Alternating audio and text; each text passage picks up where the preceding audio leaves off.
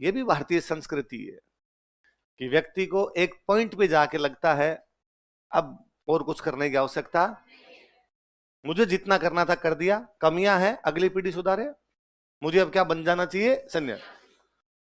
भारतीय संस्कृति ये कहती है कि एक व्यक्ति का जीवन 100 साल का मान लिया जाए, व्यक्ति का जीवन 100 साल का मान लिया जाए। होता कि नहीं होता है, पर उन्होंने माना कितना, 100 साल। उन्होंने माना कि एक व्यक्ति का जीवन कितने साल का होता है, 100 साल का। इसलिए आज दिन तक हमारे दिमाग के अंदर है कि व्यक्ति का जीवन कितना होता है। इसलिए आज भी गांव में डेथ होती है, भले वो 60 साल में और भले 40 साल में और भले 70 साल में हो, गांव वाले कहते हैं 100 बरस पूरा कर गया। कितने वर्ष पूरे कर गए, क्योंकि हमने जीवन को कितना माना था। तो हमें लगता था जीवन पूरा हुआ, इसका मतलब 100 बरस पूरे हो गए, क्योंकि हमने जीवन को कितने वर्षों का माना था, 100 वर्षों। और हमने उसके 4 विभाग किए, 4 डिवीजन किए। हमने कहा 25 साल तक वो केवल पढ़े, 25 साल तक केवल, दोबारा बोलो, 25 साल तक केवल। तुम्हें कितने साल तक पढ़ना है कम से कम, तुम्हारे जगह 20-20, 21-21 साल क्या कहते हैं सर इसी बार सिलेक्शन करवाना है, क्यों नहीं करवाना। 25 साल तक क्या करनी है, ब्रह्मचर्य आश्रम। कौन सा आश्रम, पढ़े और पढ़ाई के दौरान घर वालों से दूर रहे, घर वालों के साथ में ना रहे। आश्रम कहता है कि घर वालों के साथ रहोगे तो पढ़ाई नहीं होगी, हॉस्टल में रहो, पीजी में रहो, कठोर जीवन व्यतीत करे। कैसा जीवन, खाने पीने की तरफ ज्यादा ध्यान ना दे। यहाँ स्टूडेंट आता 10 दिन बाद में, सर मैं ऑनलाइन करवा लूं क्या, क्यों करवा ले, यहाँ मेरे पानी सेट नहीं हो रहा है। घर में कौन सा बिस्लेरी आ रही है तो अपने वो का वो उधर है, उल्टा यार जयपुर के अंदर बैठे अपने, नहीं सर मेरे खाना भी सूट नहीं कर रहा है। अरे तो ब्रह्मचर्य आश्रम का मतलब ये होता है। और अब तो ठीक है, कम से कम मिल तो जाता है सुबह शाम। हमारी पुरानी व्यवस्था तो कहती है कि जाओ सुबह सुबह गांव से मांग के लाओ, भिक्षा प्राप्त करो। क्या प्राप्त करो, इसलिए गुरुकुल में जो भी स्टूडेंट रहते ड्यूटी लगती और जाते, भले ही आप राजा के बेटे हो, भले आप किसी फकीर के बेटे हो, यदि गुरुकुल के अंदर पढ़ते हो तो डेली गांव के अंदर जाओगे, वहां से भिक्षा मांग के लाओगे। इसे एक तो आपका ईगो मरता, तो घमंड है ना किसी बात का कि मैं साहब फलान जी की औलाद हूं, वो खत्म हो जाती है। जब झोली लेके जाते ना गांव के अंदर मांगने के लिए, उसमें भी आप में धैर्य आता। आप घर पे एक महिला है, रोटियां बना रही है, या कोई अपना बिलोना कर, बिलोना समझते हो, अपना काम कर रही है, या दूध ही गर्म कर रही है, या चाय बना रही है, कुछ ही कर रही है, और आपने बाहर से जाके आवाज लगा कि माते भिक्षाम देही, हे माता मुझे क्या दो, और उसने कहा रुक जाए एक बार काम कर रही। आप बाहर खड़े हैं, आपको 10 मिनट में आपने वापस कहा माते भिक्षाम देही, उसने वापस कहा कि क्या लगा रखा है, कह देना आ रही हूं मैं। धैर्य पनपता है। जीवन में से कई संकट आएंगे जब लोग इंतजार करवाएंगे, उछलना नहीं है, इसी प्रकार खड़े रहना है चुपचाप। छोटी उम्र से यदि आप में ये सब गुण विकसित किए जाएं तो बंदा अपने आप सीख जाता है कि ना यार जल्दबाजी करने की आवश्यकता नहीं, सबके अपने अपने काम होते हैं। हमें छोटी उम्र में सिखाया नहीं जाता, इसलिए कोई 10 मिनट भी अपने को वेट करवा दे और अपने कपड़ों से बाहर आने के लिए तैयार हो जाते हैं। क्या तरीका है, उसके भी तो कोई काम चल रहा होगा। तो खूब सारी चीजें सिखाता था वो कहता है कि साहब बिस्तर पे नहीं सोना, नीचे सोना है, बेड वेड नहीं लगाना है। तो स्टूडेंट लाइफ में वास्तव में ऐसी होनी चाहिए कि नीचे बिस्तर लगाए और पड़ गए। यहाँ स्टूडेंट को चाहिए कि नहीं साहब थोड़े अच्छे बेड वगैरह तो होने ही चाहिए, है ना। तो स्टूडेंट लाइफ तो वही होती है। अधिक आक्रामकता, अधिक विलासिता व्यक्ति की आक्रामकता कम करती है। क्या है बोलो दोबारा, अधिक विलासिता व्यक्ति की आक्रामकता, लग्जरी अग्रेसिवनेस को कम कर देती है। आप में वो फिर अग्रेसिवनेस नहीं आ पाती कभी, ये पढ़ने वाला वो जुनून और वो जो होता है। यहां मैं स्टूडेंट को देखता हूं कि कल क्यों नहीं आया था, तो थोड़ा थोड़ा बुखार था, तो मुझे लगता रह जाता हूं आज घर पे, पेट दुख रहा था, थोड़ा सा यूं, रात को मैं आया था तो थोड़ी थकान सी महसूस कर रहा था, गांव से आया ही था। क्योंकि विलासी हो गए हो तुम। इसलिए जीवन में क्या जरूरी है, आक्रामकता। क्या जरूरी है, और इस 25 साल की उम्र तक तो होनी चाहिए। आदमी को लगे धार फाड़, ऐसी बुखार को तो मैं क्या धारू यूं, ऐसी बुखार तो चढ़े, तो इस उम्र में तो वो होना चाहिए। अब मैं स्टूडेंट कई बार देता हूँ जुकाम में नहीं आता, सर जुकाम थी बहुत ज्यादा, यार जुकाम ऐसी बीमारी है जो टेबलेट लें तो 7 दिन में ठीक होती है, नहीं लें तो 1 सप्ताह में ठीक होती है। क्यों लोड लेना आपने, हो आ जाएगी ठीक यार अपने आप के अंदर। उन्होंने कहा 25 साल तक ब्रह्मचर्य आश्रम में, अब 25 साल का तू हो गया, ब्रह्मचर्य मतलब पढ़ाई कंप्लीट, अब ब्याह कर, गृहस्थ आश्रम है। और 25 से 50 तक शादी कर, बच्चे पैदा कर, रुपए कमा, घर वालों को रुपए कमा के दे, जितना घर वालों के लिए कर सकता हो सारा कर। जब तू 50 का होगा तब तेरी अगली पीढ़ी तैयार होने लग जाएगी। तो अब इस घर के जंजाल से बाहर निकल, घर वालों के लिए जितना करना था कर दिया, अब समाज के लिए कर। वानप्रस्थ आश्रम, कौन सा आश्रम था? समाज के लिए क्या करूं? देख गांव में पेड़ पौधे कितने के लगे हुए, नहीं लगे हुए तो लगा। देख कि गांव वाला जो रास्ता है उस पर कोई कंकड़ पत्थर तो नहीं है, साफ है या रास्ता नहीं है। देख कि गांव की गौशाला के अंदर गायों की सेवा होती है कि नहीं होती है। देख कि गांव की स्कूल के अंदर बच्चे ढंग से पढ़ते हैं कि नहीं पढ़ते हैं।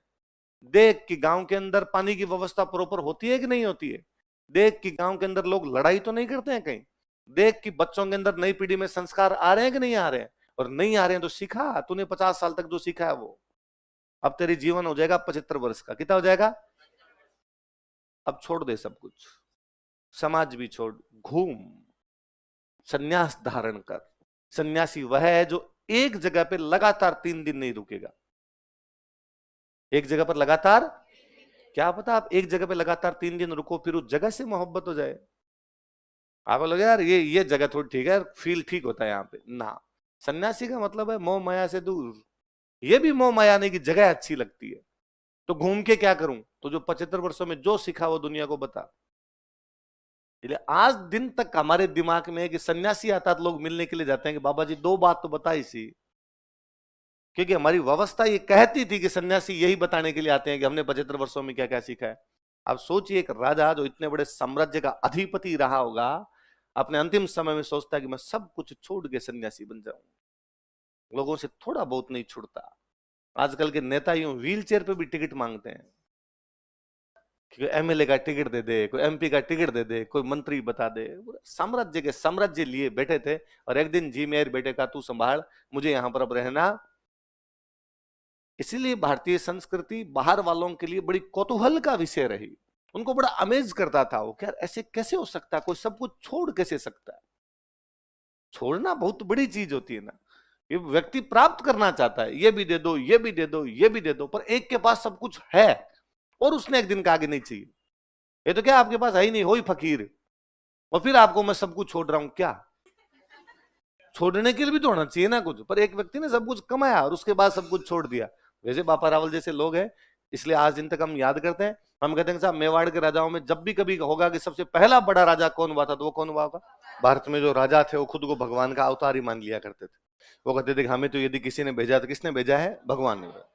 और ये भारत में राजा की बात नहीं है, हम तमाम लोग, आम आदमी भी हर अच्छे और बुरे काम का क्रेडिट भगवान को देते हैं।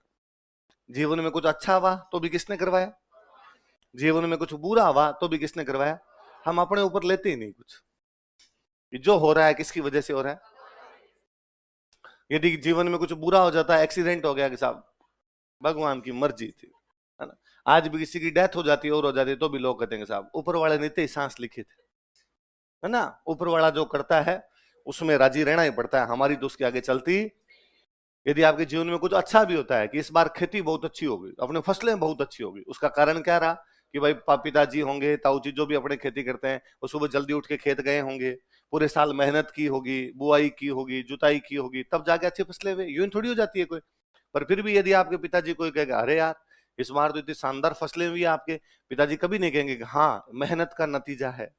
पिताजी कहेंगे ना भाई राम जी राजी है, इस बार राम जी राजी हुए तब होगी, वरना हम तो हर बार ही मेहनत करते हैं, हर बार तो होती ही नहीं। आपका बिजनेस है, बिजनेस बहुत अच्छा चल रहा है, उसका कारण भी यही है कि जो बिजनेस रन कर रहा है, जो वहां पर बैठता है, वो पूरे दिन जाके मेहनत करता है, रोटी भी खाता है कि नहीं खाता है, तब जाके कोई चीज ढंग की चल पाती है। लेकिन फिर भी कोई आगे पूछ ले, अरे यार बिजनेस शानदार चल रहा है, मेहनत कर रहे हो, भयंकर बढ़ते हो। अरे साहब अपने हाथ में तो क्या है, भगवती कृपा है, देवी जाने देवी का काम जाने। मैं कहता हूँ आपका सिलेक्शन हो जाए, आप आरएस बन जाओ, आपकी फर्स्ट रैंक आ जाए और इंटरव्यू लेने के लिए आए आपके घर पे, और आपको पता है कि मेरी फर्स्ट रैंक इसलिए आई थी कि मैं हमेशा कोचिंग गया था, एक भी दिन मिस नहीं किया था, सारे टेस्ट दिए थे, जैसा जैसा बताया था सब याद किया था। और लास्ट में पेपर के नजदीक आने के बाद तो मैं नींद ही लेनी कम शुरू कर दी थी, इतना ज्यादा पढ़ता था। तब जाके टेस्ट सीरीज सारी दी थी मैंने, करंट पढ़ी थी, अखबार पढ़ा था, हिंदी इंग्लिश पढ़ी थी, तब जाके मेरा सिलेक्शन हुआ। साल 2 लगे तब जाके मेरा सिलेक्शन हुआ है। लेकिन फिर भी यदि आपसे पूछा जाए कि आपके सिलेक्शन के पीछे आप क्या कहना चाहोगे, आप ये थोड़ी कहते हो मैं हूं, मेरे अलावा इस सिलेक्शन के पीछे कोई नहीं है ना। आप उतने धीर गंभीर हो गए कहते जहां तक सफलता की बात है, ईश्वर की कृपा और माता पिता के आशीर्वाद से ऐसा संभव हो पाता है। आप ये थोड़ी नाचते हो वजह मैं कैमरे का फोकस इधर लाओ। भाई खुद है जिसने ये कर दिखाया है, नहीं कहते ना हम हर अच्छे काम का बुरे काम का क्रेडिट किसको देते हैं? कि जो कुछ हो रहा है, जो कुछ हो चुका है, जो कुछ होगा, उसके प्रति उत्तरदायी कौन है? आप मानेंगे नहीं, अपनी पुरानी किताबें मिलती है, थोड़ी पुरानी बहुत सारी किताबें, उनमें ना राइटर ने अपना नाम नहीं लिखा। बुक है, बहुत शानदार बुक है, पर नाम नहीं लिख रखा। उसने पहले पेज पे लिख रखा है माँ सरस्वती की कृपा से मैं ये पुस्तक लिख रहा हूं, मैं कौन पता ही नहीं। उसको लगता था यार जब मैं ये कहता हूं ना कि मैंने ये किताब, मतलब मैं मेरा नाम लिखता हूं कि मैं आगे नाम लिखता हूं, यह पुस्तक लिख रहा हूं, तो अहंकार है, घमंड है, एरोगेंस है। और मैं एरोगेंस कैसे दिखा सकता हूँ? ये तो थोड़ा बहुत सरस्वती कृपा हुई, मेरे दिमाग में कुछ बातें मैंने लिख दी, बाकी मेरी औकात कहाँ है? इसलिए आप सारी आरतियां सुनिए अपनी, किसी भी देवता की आरती सुनिए, उनमें हम सरेआम हाथ जोड़ के भगवान के आगे बोलते हैं मैं मूर्ख खल कामी, हे भगवान मैं मूर्ख हूं। मैं खल खल मतलब गधा होता है। आप डेली आरती बोल रहे हो तो कह रहे हैं भगवान मैं गधा हूं, मेरे में कोई बुद्धि नाम की चीज ही, जो कुछ करवा रहा है वो तू करवा रहा है। तो हम मतलब भारत बड़ा देश है जी, हमने तो मतलब किसी आदमी से आप ये पूछ लो ना कि अरे यार आपके, हमने सुना कि 10 बच्चे हैं। ऊपर वाले की कृपा है, मतलब वो बायोलॉजी को नकार देता है पूरी तरीके से कि नहीं बायोलॉजी नाम की कोई चीज नहीं होती, सब कुछ हो रहा हो किसकी वजह से हो रहा है। तो अपने राजा भी यही मानते थे, तमाम राजा ये कहते, किसी राजा से पूछा था कि तुम यहाँ के राजा हो, वो ना साहब मेरी औकात कहाँ है कि मैं राजा हूं। तो राजा कौन है? राजा भगवान। अब भगवान कौन? जिस भगवान को जो मानता। कि जयपुर के राजा को कोई आके पूछता कि आप यहाँ के राजा हो गए, उसने कहा नहीं साहब मैं यहाँ का राजा नहीं हूं, मैं तो खाली सीट पे बैठा हूं, भगवान ने भेजा है। तो किस भगवान ने भेजा? कि गोविंद देव जी। किसने भेजा है? तो जयपुर के राजा कौन है? गोविंद देव जी। वो राजा कहता मैं उनकी तरफ से टैक्स लेने के लिए बिठाया गया हूं, तो बैठ जा और इनसे टैक्स ले ले। किसी बीकानेर के राजा से जाके पूछा गया यार तुमने तो ये मुकुट मुकुट धारण कर रखा, सिंहासन पर विराजमान हो, तुम पक्के राजा लगते। उसने अरे साहब अपनी इतनी औकात कहां, राजा लक्ष्मीनाथ जी है। राजा कौन है? बीकानेर का धनी तो लक्ष्मीनाथ है, बीकानेर का राजा तो लक्ष्मीनाथ है। अपने तो टाइम पास कर रहे हैं, बैठे हैं, जैसा भगवान करवा रहा है वैसे कर रहे हैं। कोई सिरोही वालों से जाके पूछता है यार आप तो लगते हो, आप तो होंगे पक्का। उसने कहा नहीं साहब सारणेश्वर महादेव है। राजा कौन है? किसी ने मेवाड़ वालों से जाके पूछा यार तुम तो मेवाड़ के राजा हो, तुम तो पक्के राजा हो गए, तुम तो राणा महाराणा रावल महारावल बड़ी बड़ी उपाधि लिखते। उसने कहा नहीं साहब सब एकलिंगनाथ की वजह से हो रहा है। किसकी वजह से हो रहा है? तो अपने यहाँ पे खुद राजा अपने को राजा नहीं मानता था, वो अपने को भगवान का दूत ही मानता था कि भगवान की तरफ से मैं ये काम कर रहा हूं। तो मेवाड़ के राजा कौन से? भगवान की तरफ से। तो वो ये कहते हैं कि राजा तो कौन है? भगवान, हम उसके प्रधानमंत्री हैं। हम उसके क्या है? उसने हमें भेज रखा है कि तू जा और तू जाके व्यवस्था संभाल ले। और अपने यहाँ प्रधानमंत्री को बोला करते दीवान। क्या बोलते? तो अपने मेवाड़ के जो राजा थे वो कहते कि हम तो एकलिंग जी के दीवान है। किसके दीवान है? दीवान मतलब प्रधानमंत्री, दीवान मतलब, इसका मतलब मेवाड़ का राजा तो कौन है? एकलिंगनाथ। कौन है? जिसको हम राजा कहते हैं वो कहता है मैं राजा हूं ही नहीं, मैं तो क्या हूं? दीवान। क्या होता है? मतलब एक राजा होता है, राजा के नीचे मंत्री होते हैं, मंत्रियों में से एक कौन होता है? प्रधानमंत्री। तो राजा तो कौन हो गए? एकलिंग जी, मैं उनका कौन हो गया? प्रधानमंत्री। अब मेरे को उन्होंने थोड़े राइट्स दे दिए कि मंत्री मंत्री बना ले, टैक्स वगैरह ले लिया कर, इसलिए मैं ये काम कर रहा हूं। बाकी जिस दिन एकलिंगनाथ जी मना कर देंगे मैं ये काम करूंगा। तो मेवाड़ के राजा खुद को किसका दीवान मानते? किसका दीवान मानते? तो दीवान के अपने यहाँ दो अर्थ हुआ करते थे, एक तो दीवान का अर्थ होता था प्रधानमंत्री, एक दीवान अपने वित्त मंत्री को भी बोलते थे। वित्त मंत्री का काम भी वही टैक्स लेना।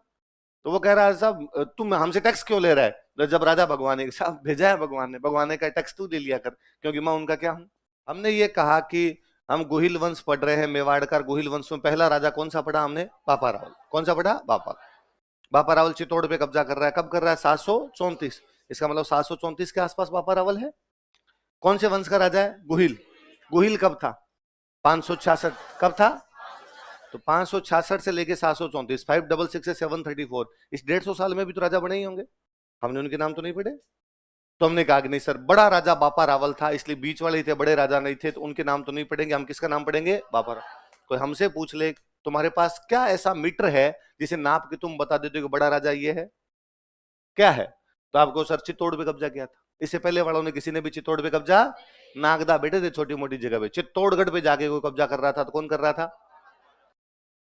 क्या पता चित्तौड़ पे कब्जा किया कि नहीं किया, सर वो किताब के अंदर लिखा हुआ एक के अंदर, तो किताब भी तो क्या पता बाद में लिख दी हो किसी ने, उनके अंदर लिख दिया गया, और क्या प्रूफ है तुम्हारे पास में।